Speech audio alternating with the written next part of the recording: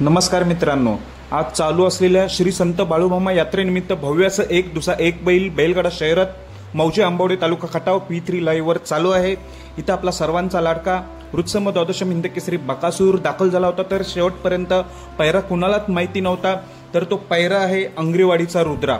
अंगरेवाडीचा रुद्रा आणि बकासूर ही जोडी आपल्याला पलताना दिसली। तर हा रुद्रा कुठला, तर भावांनी संभाने अंगरेवाडीचा जो संभा आहे त्याने हे बैलगाडा शर्यत गाजवलेला आहे। अंगरेवाडीचा संभाच्या दावणीतला हा तो रुद्रा आहे। दुसरा बैल अंगरेवाडीचा रुद्रा आणि बकासूर ही जोडी आपल्याला मौजे आंबवडे मैदानात पलताना दिसली। तर गट क्रमांक 9 मध्ये ही गाडी पलताना दिसली। गाडीला स्पीडच नाही लागलं। आज गाडीचा गटालाच पराभव झालेला आहे बकासूर आणि रुद्राचा। तुम्ही गाडी पलताना बघितली, अजिबात स्पीड नाही लागलं।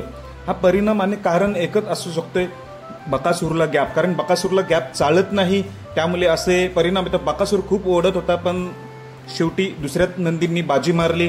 बकासूर आणि रुद्रा ही 2 नंबरला गाडी उतरली आणि बकासूरचा पराभव झालेला आहे। त्यामुळे आज खूप सर्वजण नाराज आहेत, कारण की 10 ते 12 दिवसांत आपल्याला बकासूर पलताना दिसला, पण सर्वात नाराज, कारण की गटालाच पराभव हा कोणाला सहन न होण्यासारखा आहे।